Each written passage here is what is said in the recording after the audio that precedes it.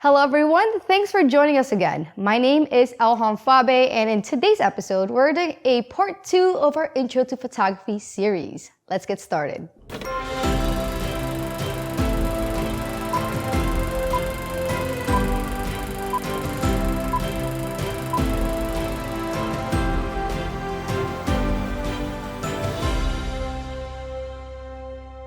In our last episode, we showed you what each of the settings on your camera mode dial is for, and we talked about your camera's shutter speed, aperture, and ISO.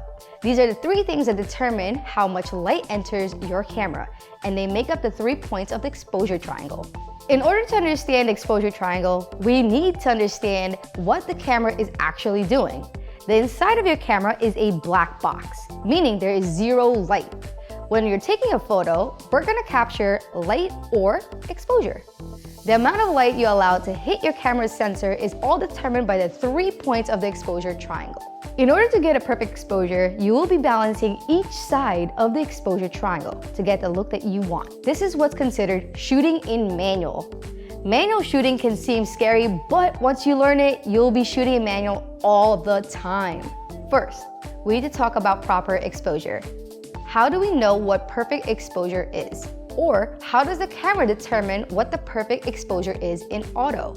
In auto mode, your camera will always expose for a certain measurement of light. So if you're looking for something moody or dreamy, you'll want to shoot a little darker. If light and airy is your thing, you'll want to shoot a little lighter. For our first exercise, we're going to demonstrate how shutter speeds affect your image. I want you to put your camera in manual mode. If you remember from our last video, that is the M on the top dial of your camera. Set your aperture to the lowest number it will go. Depending on your camera, it could be the thumb wheel or secondary wheel to change your aperture.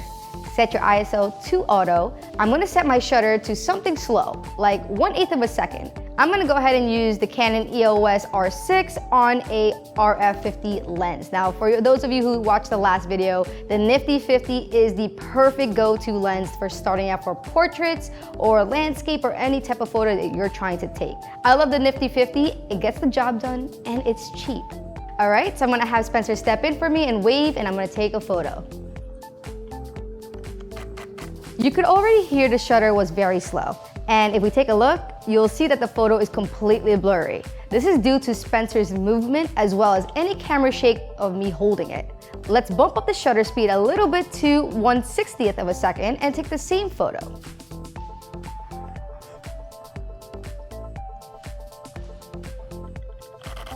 You can see that it's a little better. Spencer is sharp, but his hand is still blurry. This is because you compensated for the motion of hand holding of your camera, but his hand waving was still too fast. Now I know for this type of motion, 1/200th of a second is a good speed. So I'm gonna go ahead and dial that in and take another shot.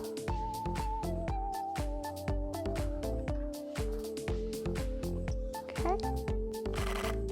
You can see now that the image is clear and sharp throughout. Try experimenting with shutter speeds at home with your family, pets, or you can even turn on the faucet and try to freeze the action of your water. Now let's see how the aperture affects your photo. Set your shutter to 1/125th of a second. This should be a good all-around speed for this demonstration. Leave your ISO on auto. Dial your aperture down to the smallest number, in my case, 1.8. If you're using your camera's kit lens, you might be around 3.5. I'm gonna use Spencer again, and if you don't have a model, you could use an object like a bottle or a plant or even a stuffed animal. Make sure you have plenty of background behind it. Ooh, that's good. Love it. You'll notice the background is blurred. It might not be as blurred as my photo because it will depend on your lens and what the widest aperture in your lens supports. Now, let's raise the aperture to f8 or 8 and take the same photo. Let's see, we want a little bit more of a, yep, perfect. You'll notice the background is a lot less blurry. Now, let's double that and go to f16 or 16 and take the same photo. As you can see, the background is a lot sharper. However, you might notice an undesirable side effect, which is a lot more grain in your photo. This is because at such a small aperture, your camera is letting very little light in, and your camera had to raise the ISO to compensate. So how do we let the light back into the camera? We can slow down the shutter speed or open up the aperture, or both. Since our subject is not moving, we know we can go down to 1/60th of a second, but not as low as 1/8 because we are hand holding. I don't need the background to be in focus, so I can add more light by opening up the aperture some more.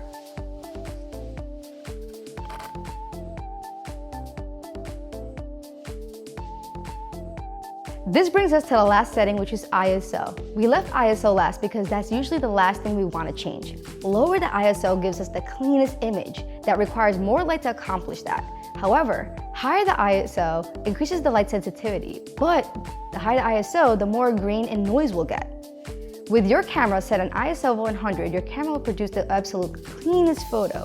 If you're outside during a nice sunny day, you'll be able to shoot at ISO 100 without problem. Around sunset or dusk, you may find yourself raising the ISO speed as time goes on.